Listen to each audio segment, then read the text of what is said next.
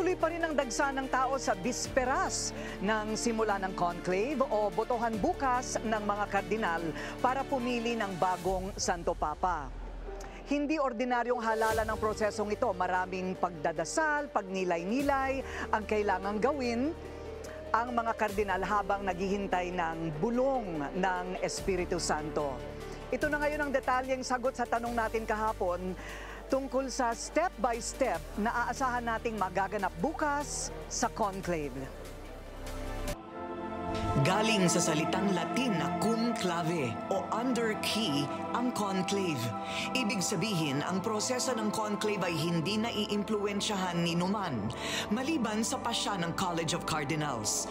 Mula sa pagboto ng mga ordinaryong tao sa Roma, pinasimulan ni Pope Gregory X ang proseso ng conclave matapos abutin ng halos 3 taon ang pagpili sa kanya bilang kapalit ni Pope Clement IV noong taong 1268.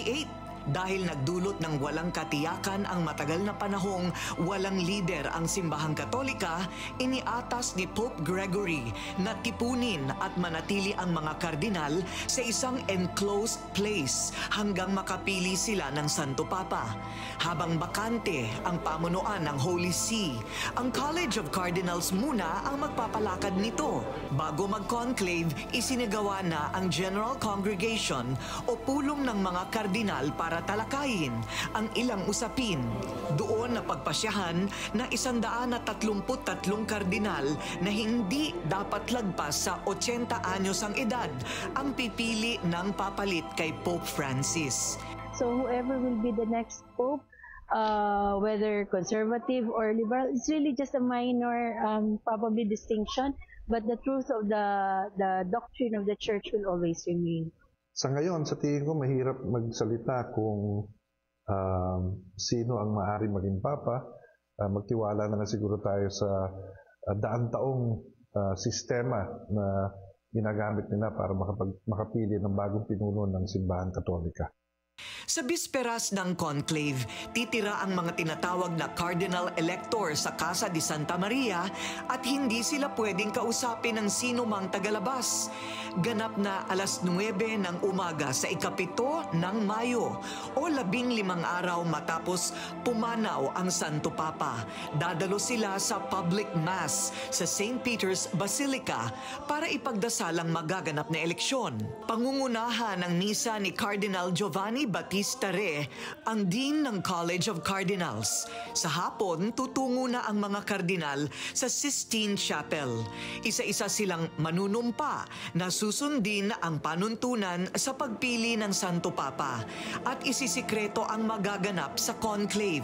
Ito'y susundan ng deklarasyon ni Archbishop Diego Ravelli, Vatican Master of Liturgical Ceremonies, ng salitang extra omnes o pag-utos sa lahat na hindi kasali sa conclave na umalis sa Sistine Chapel. Sa puntong ito, pwede nang magkaroon ng unang botohan, gaya ng nakagawian o pwede ring simulan kinabukasan. At kung walang makakakuha ng 2/3 votes o 89 na boto, tig-2 beses sa umaga at sa hapon sila boboto sa mga susunod na araw. Is there really such a thing as a liberal pope and a conservative pope? Kasi bawat Santo Papa sa buong 2025 years na history ng ating simbahan ay pinanganak sa isang place. Ibig sabihin, bawat isa ay iba. But I would say, lahat sila ng popes, pareho yung gusto, which is to continue the mission of Jesus, na hopefully lahat din tayo. At ito yung pagmamahal, pag-ibig, love. Ito naman yung pinaka-synthesis ng buong Old Testament, New Testament. Walang makakaalam kung paano bumoto ang mga kardinal at susunugin din ang kanilang balota.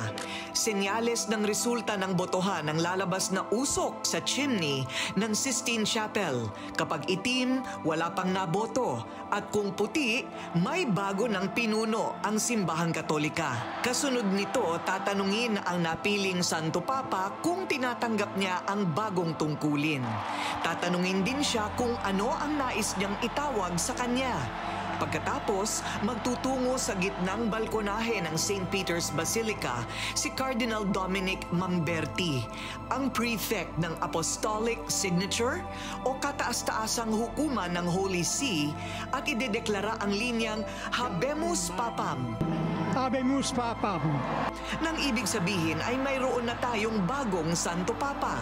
Noong 2005, inabot ng 2 araw bago na iboto si Cardinal Joseph Ratzinger, ang Dean ng College of Cardinals bilang Pope Benedict XVI. Noong March 13, 2013, napili naman ang Latin American na si Cardinal Jorge Mario Bergoglio sa ikalawang araw ng conclave. Pinili niya ang pangalang Francis bilang pagdakila kay Saint Francis of Assisi.